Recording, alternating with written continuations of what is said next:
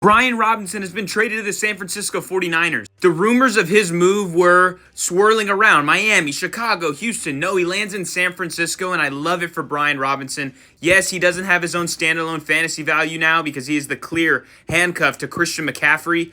But hey, if McCaffrey were to miss time, and a lot of people are worried about his injury risk, Brian Robinson becomes a top 10, top 12 running back in fantasy football. If he had landed on any of those other, destinations, he would have hurt the values of Devon Achane or DeAndre Swift or Joe Mixon and Nick Chubb. I think here he finds himself where he is going to be a backup. He's not going to be a guy you can start weekly unless McCaffrey gets hurt. But he lands in a great system with Kyle Shanahan, learning from Christian McCaffrey, and just becomes that handcuff guy that we know is so valuable in fantasy football. I think Brian Robinson, obviously he's a really good football talent on the field, Alabama product.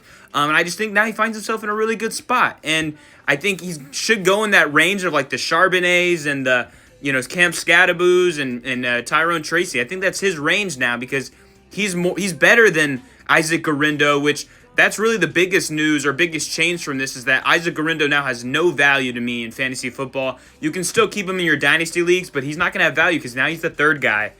So you'd have to wait for 2 injuries for Guerendo to really be valuable. I think Brian Robinson, if McCaffrey were to miss time, becomes the full-time workhorse. We know Kyle Shanahan likes to feature a main back. Even in the years with, Tevin Coleman was the feature guy for a while, Elijah Mitchell. So we've seen it, and Jordan Mason last year for the stint that McCaffrey was hurt. So I think that this is a great spot for Brian Robinson in 2025.